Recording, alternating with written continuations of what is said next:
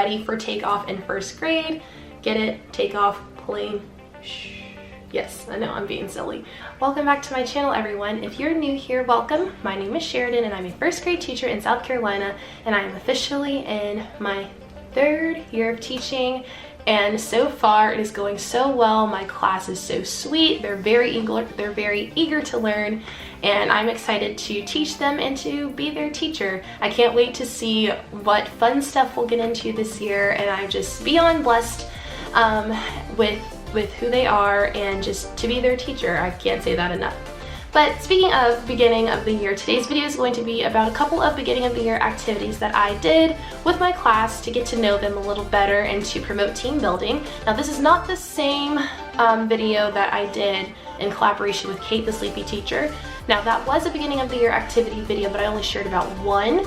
This video is going to be, I guess, in addition to that, where I share about a few different activities that we did to get our year started. So if you're interested in watching, let's get started. Alright everyone, so let's get started. So one of the first activities that we did, of course, was the jitter juice activity. And if you haven't seen that video that I did in collaboration with Kate, go ahead and check it out maybe after you watch this video where I explain it in more detail. But we did that. It was a total hit. The kids loved it and they were asking for more, and I actually have more in my classroom that we might be able to make maybe later on this week or something like that. But it was a hit. Check it out if you haven't already. But the second activity, well, it's not, I guess not the direct second activity, but the second activity that I'm going to share with you is all about being a bucket filler and being a bucket dipper. So one of the read alouds that I did with my kids, in addition to first day dinners, was, I think it was called Have You Filled a Bucket Today?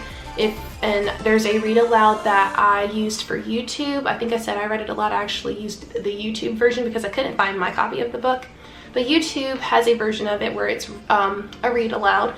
And so I played that for the kids, and I told them, while you are listening to the story, think about ways that you have been a bucket filler, and think about ways that we can be a bucket filler to add to our chart. The chart we filled out was an anchor chart, and I put on that anchor chart, but on one, like I guess the top part, I put on it bucket fillers.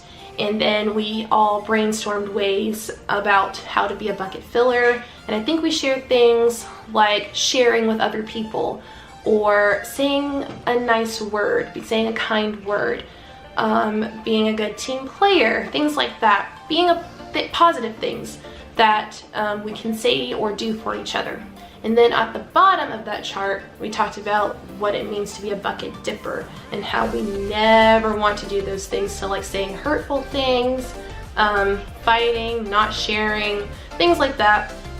And then I put at the top where it's talking about being a bucket filler, do this. And then I put at the bottom where it says being a bucket dipper, don't do this. Just because I really wanted to highlight that we always want to fill someone's bucket. We always want to be positive or be a positive light to other people. We never want to bring a person down. We want to build them up.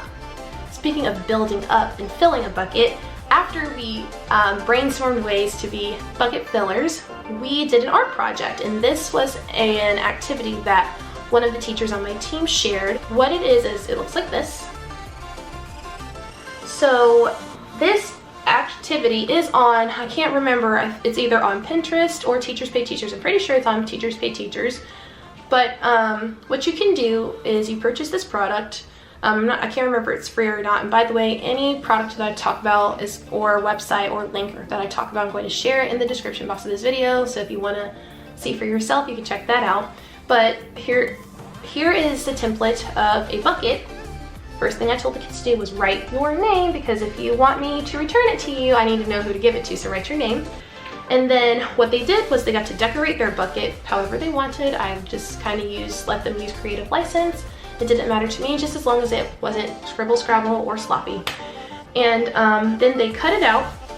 And cutting is a skill that we're still working on in first grade. I told them, don't worry if it's not perfect, because I did have a few children tell me, I'm not very good at cutting. And I was like, well, don't worry about being perfectly on the lines. You actually probably don't want to be too close to the line, because if you do mess up, then you're gonna cut into it and you don't want that to happen. So cut away from it and you'll be fine. So after they cut it out, they glued it to the paper, to a piece of construction paper. And then after that, I gave them another sheet of paper that had 3 strips in it, or when you cut it out, it turns into 3 strips. And on those strips, they got to write 3 ways to be a bucket filler. And on mine, it says sharing, saying nice things, and taking turns. Those are all ways to be filling someone's bucket. Those are all positive things. After they cut those out and wrote down their 3 ways to be a bucket filler, then they got to glue them into their bucket. These are ways to fill their own bucket. So if they fill their own bucket with these things, they can fill another person's bucket with these things. But it was a fun, cute little activity that I was really happy that the teacher on my team shared with me, and I hung them up in my room, and they just look really, really cute. It's a really nice little first activity to hang up in the classroom. Very individualized, and I get to really learn the kids' personalities through their coloring and the things that they wanted to put on their strips of paper about how to fill their bucket. So this was a fun little activity. So check that out if you want to. Again, I'm going to put that in the description box for your ease of finding this activity. Alright, another activity we did was we decorated our bulletin boards. So my classroom theme is about travel and around the world, and by the way, I am obsessed with my classroom this year. I really love the way that it turned out. If you have not seen my Instagram stories, setup videos, or the Instagram post that I made of how my classroom is looking right now, check those out and you'll know what I'm talking about, because my classroom is amazing and I'm really happy with the way that it turned out. So in keeping with that theme, we decorated our outside bulletin board, not outdoors, just outside of my classroom in our hallway, with these airplanes. All right, every child got one, and I let them cut it out and color it in.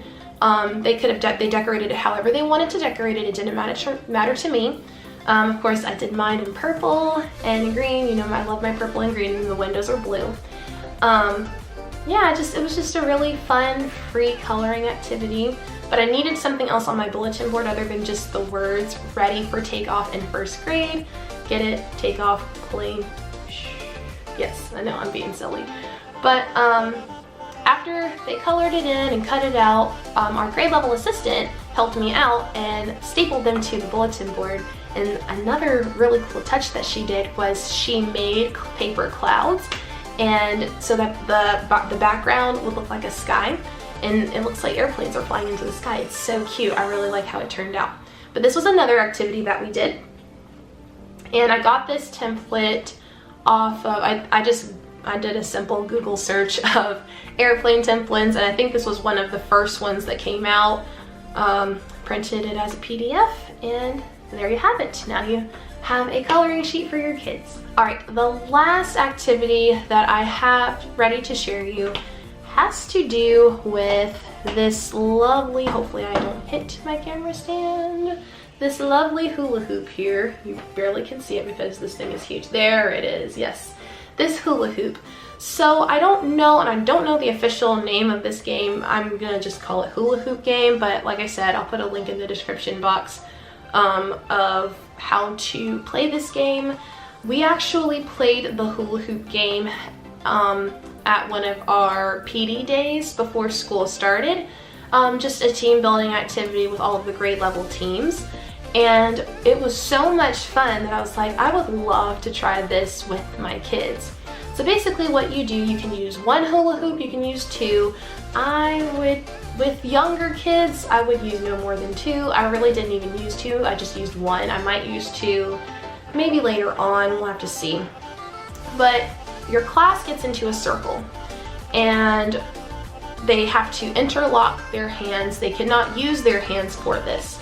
So let's say I was standing next to a student while our hands and everyone else's hands are being held, and then you stick the, I wish I had a better visual, but it's just me here, but you put the hula hoop around each other's arms, and the object is to get yourself, this is a bad example, through the hula hoop without using your hands, and your partner, or not your partner, the person standing next to you cannot help you because they can't use their hands. So everybody in the circle has to get through the hula hoop without using their hands. And it sounded hard, but it really wasn't. And when all the adults did it, it sounded really hard, but it really wasn't. And then when I did it with my kids earlier this week, I was like, oh no, are they gonna be able to do this? But I should have believed in them. They did an awesome job. It wasn't hard at all. And it was a lot of fun. We did it a couple of times and it went by really, really quickly. But maybe next time we'll try it with 2 hula hoops. But again, I'm calling this the hula hoop game. I will try to find maybe a video or a link to something so that you can check it out too, because I don't know if I explained it properly. Alright everyone, well that concludes this video. I hope you enjoyed it. If you like this video, give it a thumbs up. Leave a comment down below on an activity that you plan on doing or have done with your kids to kind of build team building and incorporate team building, or just a really fun beginning of the year activity. I hope your school year is off to a great start, and I can't wait to see you guys in my next video. Have a wonderful rest of your day. Bye!